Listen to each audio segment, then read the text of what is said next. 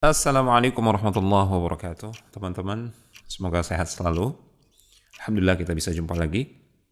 Teman-teman, percaya tidak dengan ungkapan bahwasanya tidak ada sesuatu yang terjadi secara kebetulan? Percaya tidak? Semuanya teratur, terencana, semuanya menuju satu tujuan dan hikmah tertentu. Ini poin yang pertama. Kemudian yang kedua, percaya tidak? Ada seorang laki-laki, dia bukan orang yang gila, dia waras, berakal sehat, dia bukan orang yang kaya, dia melempar emas yang kalau ditotal-total mencapai berat 4,25 kg. Emas, bayangkan. Yang jika dirupiahkan itu nilainya kurang lebih 4 miliar 250 juta rupiah. Dengan sukarela, tanpa terpaksa, dan tanpa menyesal, dia buang ke laut. Percaya tidak? Apa hubungannya? Apa hubungannya dengan ungkapan tadi bahwasanya tidak ada sesuatu yang terjadi secara kebetulan di langit dan bumi ini? Kita mungkin akan berpikir dua hal ini tidak ada hubungannya, namun kita akan lebih bisa memahaminya jika kita mendengarkan kisah yang dibawakan oleh Abu Hurairah, diabadikan oleh Imam Al-Bukhari dalam sahihnya, nomor hadis 2291. Kejadian tentang laki-laki yang membuang emas senilai kurang lebih 4,25 M, itu nyata teman-teman. Benar-benar terjadi karena yang mengisahkannya adalah Rasulullah SAW. Dulu ada seorang laki-laki dari kalangan Bani Israel, dia meminjam 1.000 dinar dari temannya, laki-laki dari Bani Israel juga. 1.000 dinar itu kurang lebih 4,25 kg emas, karena 1 dinar itu setara dengan 4,25 gram. Ya, 1.000 dinar berarti dikali 1.000, 4 kilo, 250 gram. Dan hari ini nilainya jika dirupiahkan 4,25 M, bayangkan.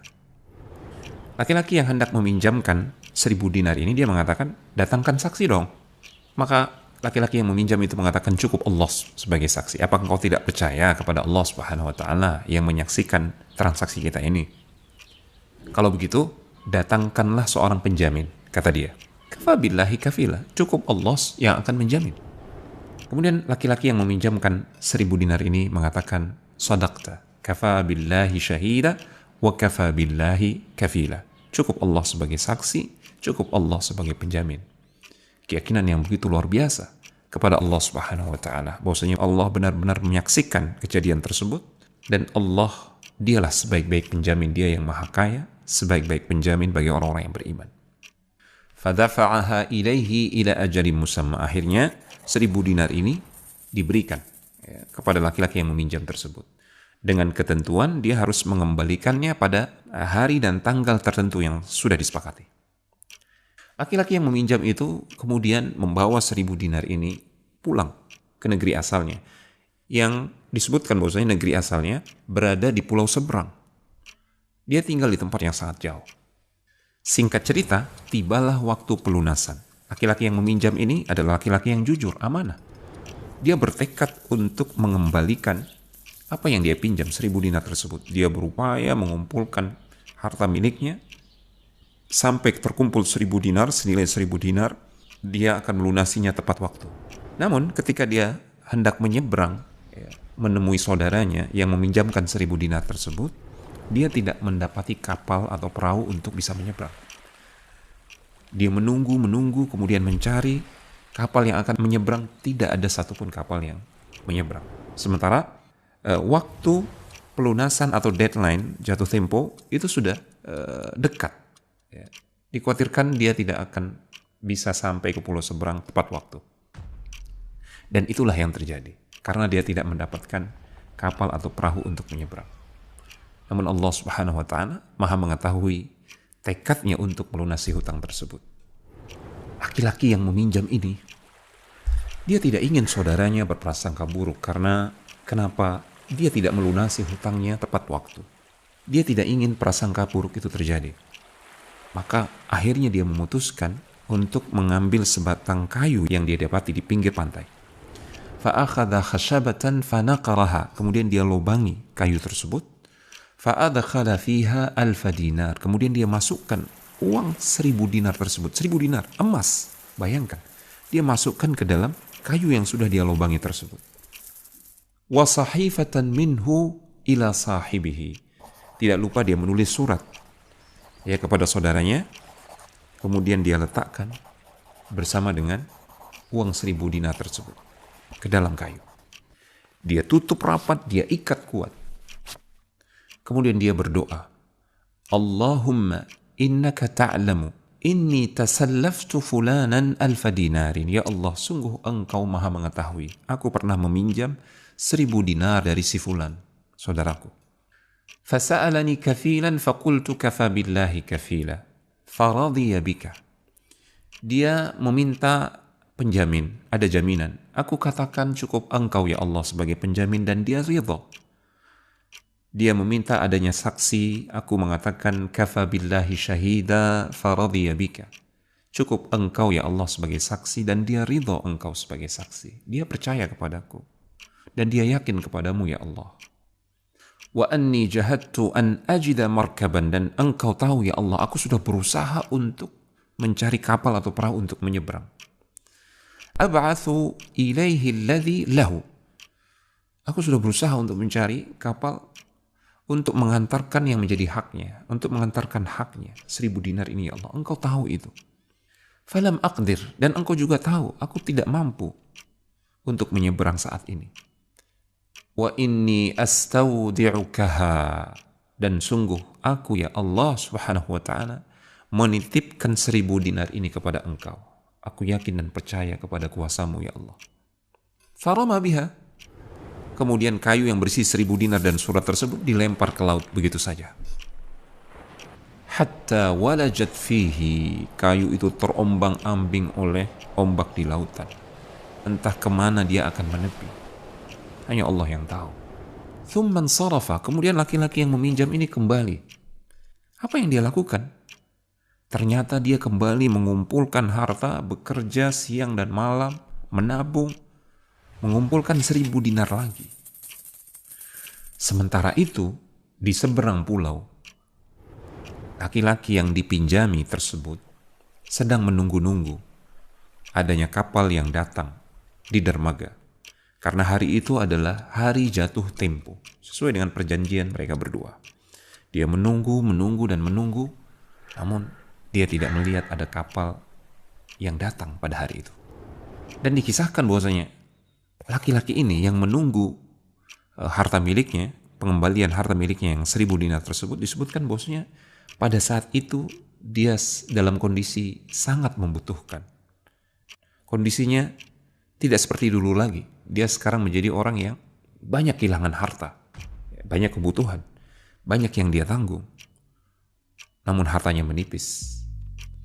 Dia tunggu-tunggu dan terus menunggu, tidak ada kapal yang datang. Beberapa hari berlalu, nihil, tidak ada hasil. Sampai pada suatu hari dia berada di satu tepi pantai. Fa'idha bil khashabati allati fiha al-mal. Tiba-tiba dia mengambil sebongkah kayu. Fa'akhadhaha li ahlihi hataban. Maka dia ambil kayu dengan dia untuk dijadikan kayu bakar. Padahal kayu tersebut berisi 1.000 dinar yang dititipkan oleh saudaranya di seberang pulau. Beruntung kayu tersebut tidak langsung dia bakar. Dia belah terlebih dahulu sehingga dia menemukan di dalamnya ada sepucuk surat dan bungkusan 1.000 dinar emas. Dia membaca sepucuk surat dari saudaranya yang berisikan permohonan maaf bahwasanya dia tidak bisa datang tepat waktu karena tidak menemukan kapal atau perahu. Beberapa waktu kemudian, saudaranya yang meminjam datang dari seberang pulau. Dia datang membawa 1.000 dinar.